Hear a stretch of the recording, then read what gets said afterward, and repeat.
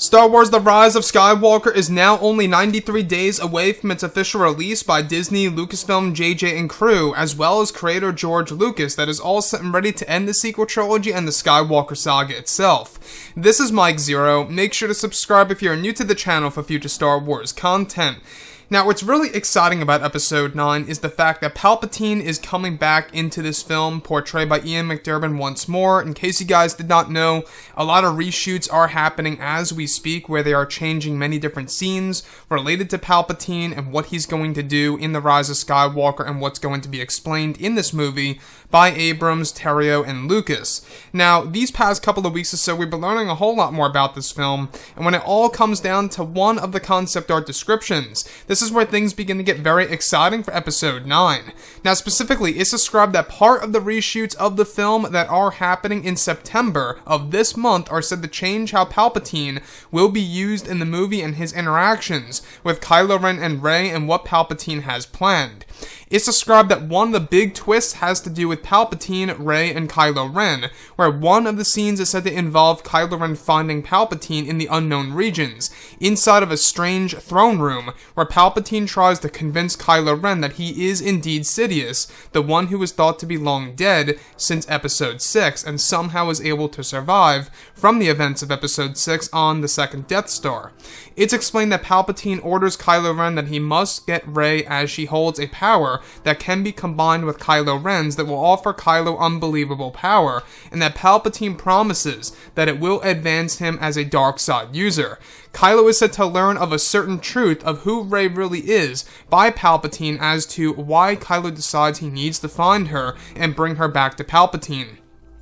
However, it's explained that in secret, Palpatine plans to use the powers of both Rey and Kylo Ren to benefit himself and to make himself even stronger for one of the big scenes in the third act of the film that is also connected to the Force storm that will be displayed in the movie that will lead to their battle in the third act of Episode 9 after Palpatine has acquired a power dubbed as the Dyad. So let's go over a couple of parts about this. Now, what's really intriguing about Episode 9 is that they are using elements from the Expanded Universe. Now, in the Expanded Universe, there were powers that Palpatine used, one of which was, of course, the Force Storm, which is what you do, in fact, see in the latest teaser trailer, where you see the Star Destroyers, you see a lot of lightning in the background. That is all caused by Palpatine himself, and most likely happens when he actually plans to use both Rey and Kylo Ren in secret to combine their powers into one in order to only make himself stronger, which would definitely explain as to why there's going to be a big battle between both Palpatine,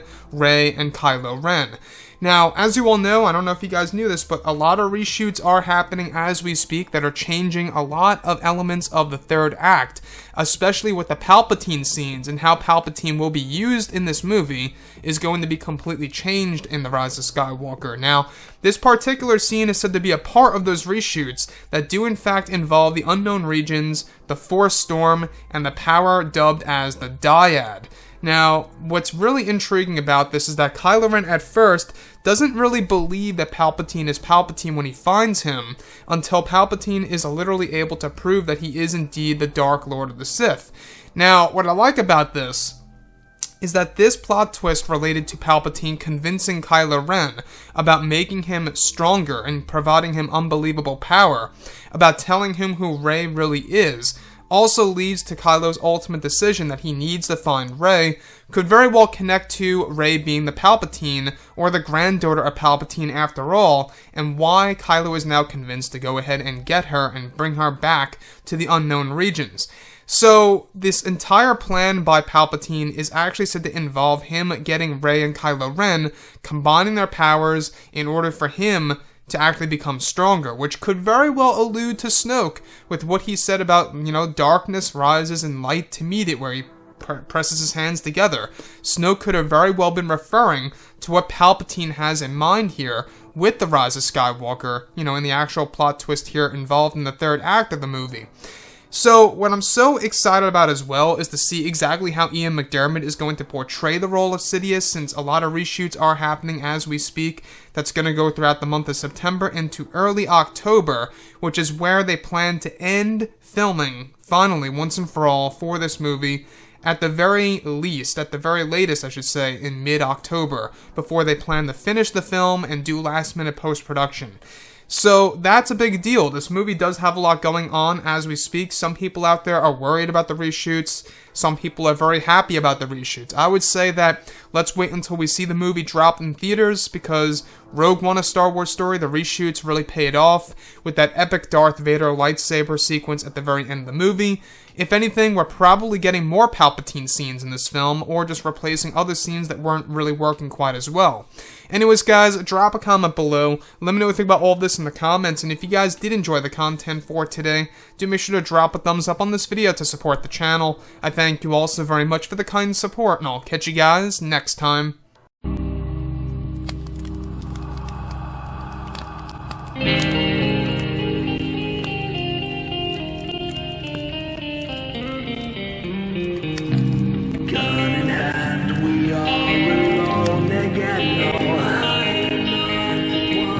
From night to moon we hear them moans again.